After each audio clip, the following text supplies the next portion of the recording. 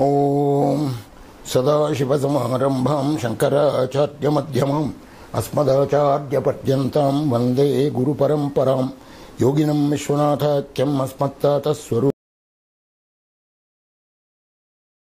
Kadachanam Gita Artha Grantha Kartaram Shri Gurum Pranamamyaham Yonta Pravishyame Vacham Dhritim Buddhim Prachodayat Om Namah Sabhabhyas Sabhapatibhyascha Vo Namah. Friends, we are in the session called Sanatana Dharma, the fourth session. The subject today is the dance divine.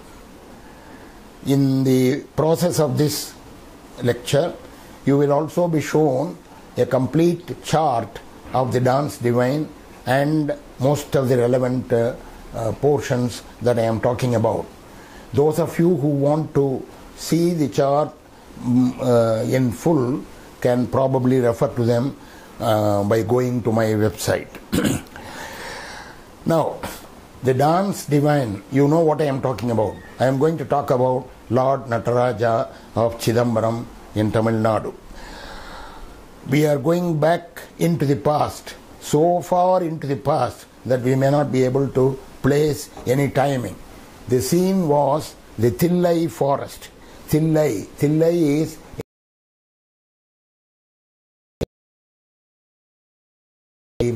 a botanical name of that growth. It is the place where Chidambaram is situated in Tamil Nadu today. He came to Thillai to perform penance. There he saw a Shivalinga under a banyan tree near a sacred tank. He consecrated another Shivalinga near the same tank west of the original and worshipped both the images. The flowers he plucked for worship were spoiled by honey bees, and so he prayed to God to have tigers' feet, claws and eyes so that he may collect flawless flowers for worship. The god granted this.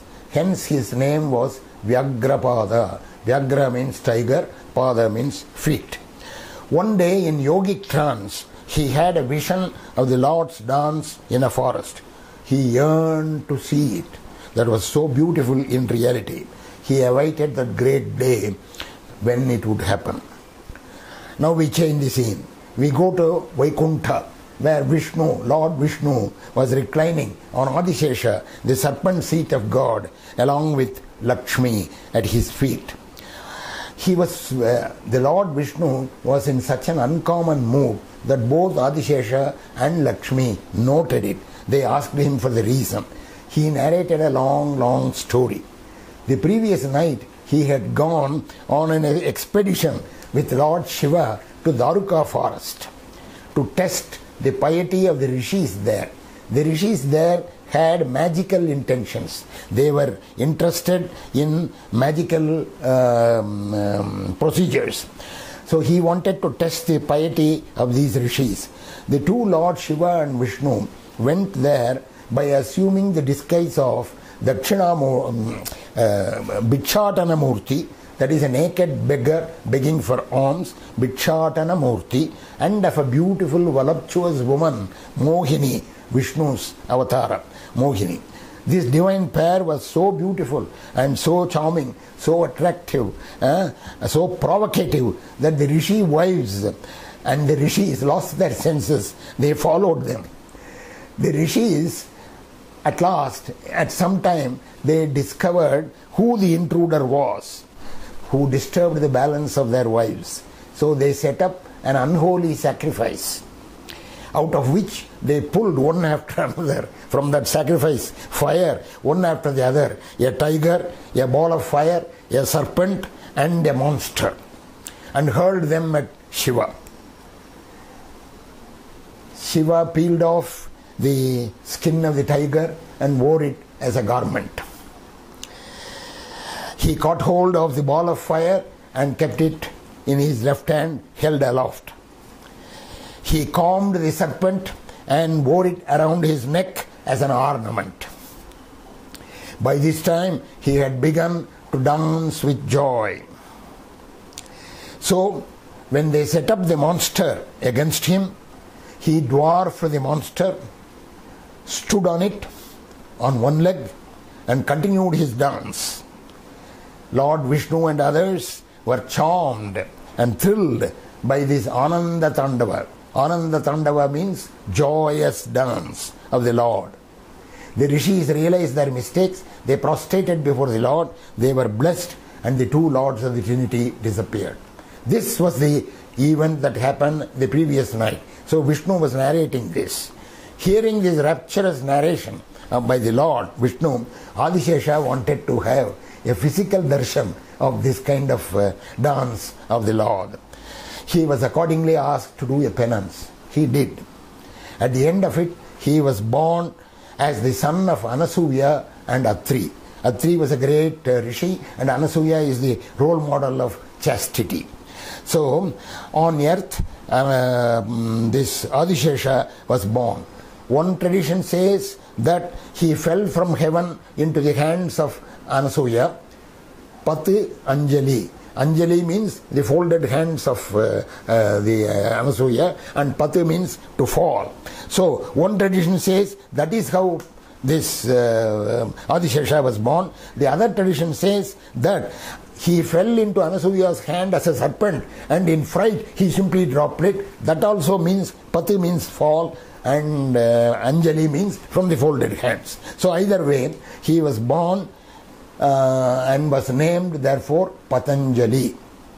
In this form, he went to Tillai and joined Vyagrapada, the tiger sage, and expressed his desire to see the Lord's dance. The tiger sage and the serpent sage became friends, and Patanjali also established another Shivalinga there next to the Vyagrapada Shivalinga, and they were all both worshipping this consecrated Shivalinga as well as the original Linga which was there. Several years passed on like this. Then on a Thaipusam day, what is Thaipusam? Sun in Capricornus. During the year, sun is in various locations of the zodiac. So sun is in Capricornus, moon in Persepi cluster, that is Pushya as it is called in Sanskrit, Pusham as it is called in Tamil. Thaipusam day, on a Thursday, the Lord manifested himself and danced before them in the presence of Mother Goddess Parvati.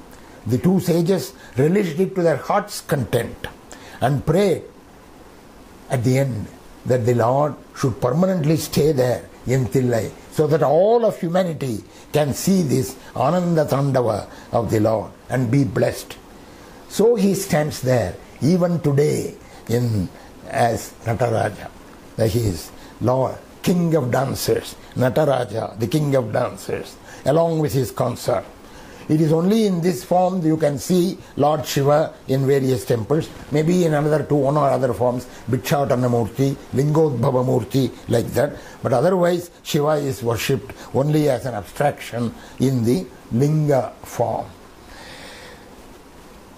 This dance, Maheshwara Mahakalpa Mahatandava Sakshini, is a famous word in Lalita Sahasranamam.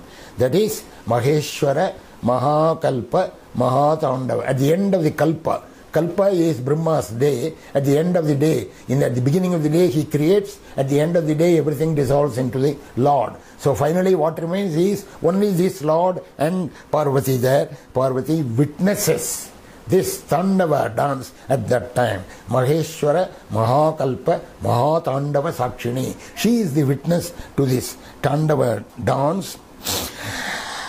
And the dance is the joy of completion of the 5 krityas of the divine. What are the 5 krityas of the divine? 5 krityas are Srishti, Sthiti, Samhara, Tirodhana and Anugraha. Srishti is creation, Sthiti is maintenance and supporting, Samhara dissolution, Tirodhana is illusion, concealment, bondage, Tirodhana Maya, that is it, Tirodhana, and Anugraha, grace. indicating release or moksha. These are the 5 functions of the 5 grand divine functions of the Lord. So at the end of the day, those 5 functions are over. In the joy of that dance, that is the Tandava dance. You see, the Lord has to be conceived of in 2 different facets. One is the Nirguna facet, another is the Saguna facet. The Shivalinga is the nearest expression of the Nirguna facet. That is, Nirguna means attributeless character of the Absolute. The Shivalinga represents therefore the transcendental Absolute when everything else has merged into it. The Shiva Nataraja icon, that is the idol, Shiva Nataraja, represents the fullest expression of the dynamic aspect, the Saguna aspect of the character of God in action, because energy is in full swing there, action. So that is the dance of the divine dance. It is expressed in the form of Nataraja. It is symbolic of the dynamic aspect of the ultimate reality. The art of dancing by finite human beings actually is only a meager attempt to imitate the mystery of the cosmic rhythm in the movements of the physical body. But the divine dance is a supreme reflection. It is a creative expression of the rhythm which underlies the whole universe, and thus becomes a unique contribution of Indian thought to the world's culture. It has an applied symbolism of these five divine functions of the Lord that I mentioned. So by looking at the Nataraja form, we will have the description of these 5 forms. But before that, I should also tell you that the Nataraja form is not the only form which depicts these 5 functions. The Lord Vinayaka, Ganesha, his form also depicts these 5 forms, these 5 functions. The Lord Ganesha has 4 hands, his front, this raised and like that. The 4 hands and 1 trunk, elephant trunk. You see, so it has 5. In these 5, the upper left hand, with or without the headset, stands for creation or binding power. Because the binding power is what binds matter and spirit. When matter and spirit are bound, world happens. Therefore, it is the source of all this universe, including all the living. The lower right hand, there is a tusk, broken tusk there. With or without the broken tusk, I am talking of the Vinayaka figure, which is not before you, but all of us know this. The lower right hand, with or without the broken tusk, stands for sustenance and protection. He thus gives abhaya, fearlessness. The upper right hand, with or without the headset, stands for dissolution. The lower left hand with modaka, in the other lower left hand, he has a modaka, laddu, this sweet dish in his hand, the standard sweet dish which is always associated with him, that stands for grace, grace. It gives liberation from the cycle of births and deaths. The trunk of the deity is his organ of smell and touch. It stands for obliteration and deception, concealment. That is the Maya of the whole thing. Now you come to the Nataraja form. You will have all these 5 and more there. The rear right arm which carries the Damaru, it has a Damaru in here, is indicative of creation. The Damaru represents the vibration, the alternation of consciousness between the manifest universe and the unmanifest absolute. So when the Damaru is active, there is manifestation. When the Damaru is inactive, there is no manifestation. You see, in fact, the finger, either the index finger or this thumb which touches that brings the Om sound and it starts the universe. So from the Damaruka evolved the 7 notes of music, as well as the 11 Maheshwara Sutras, which is the foundation of all grammar of language.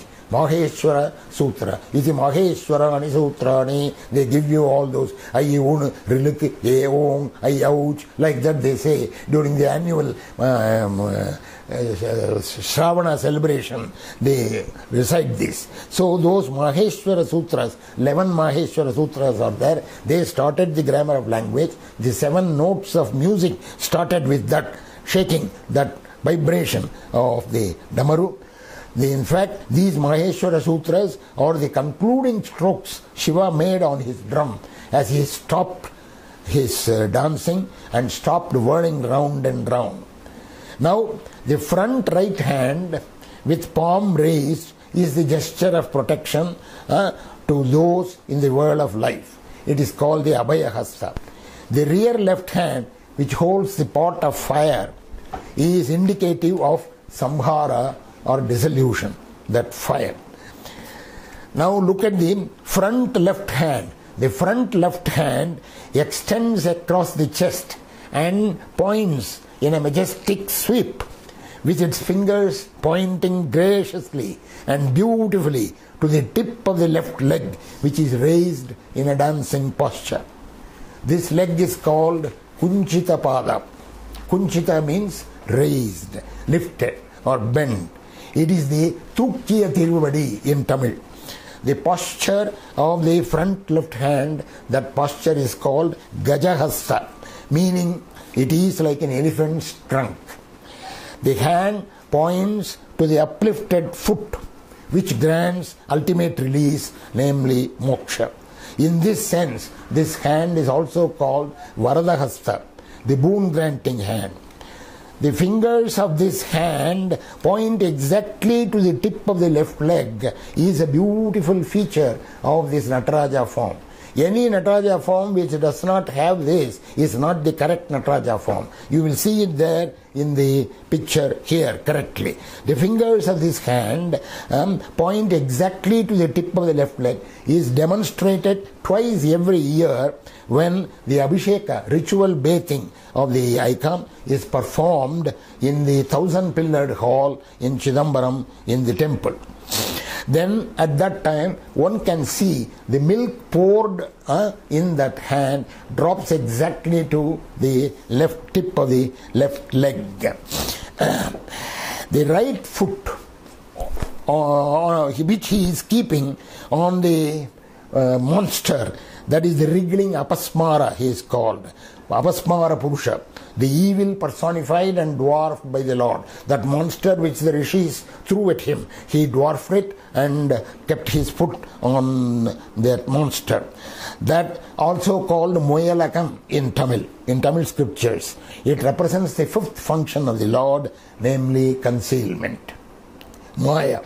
The Lord dances on the remains of ego and ignorance so that the worshipper is free of the concealed evil of these two, ego and ignorance. The monster Moyalakan is also the cause for the 3 states of consciousness, namely waking, dreaming and sleeping. The raised foot indicates the 4th state beyond these 3. The raised foot indicates the 4th state, Turiya state as it is called, and that is why it is indicated by his own left index finger of the right hand, left index finger as the only refuge. The ecstatic and vibrant nature of the dance, with the Lord whirling round on their one right leg, is indicated by the matted hair jata flying on both sides of the head in waves like that, one above the other, and by a piece of cloth partly around the waist and partly thrown over the left shoulder, also flying in the air. What a grand conception! It is actually a fantastic synthesis of science, religion and art. Dance of Shiva by Ananda Kumar Swami has beautiful words to express this. I am quoting, quote unquote, "If we would reconcile time with eternity, we can scarcely do so otherwise than by the conception of the alternations implied by the drum and by the fire. In the night of Brahma, nature is alert, cannot dance till Shiva wills it. He rises from his rapture and dancing sends through inert matter pulsing waves of awakening sound, and lo, matter also dances, appearing as a glory round about him. Dancing, he sustains its manifold phenomena. In the fullness of time, still dancing, he destroys all forms and names by fire and gives new rest. This is poetry, but nonetheless science. Thank you. Lokas samasta sukhino bhavantu.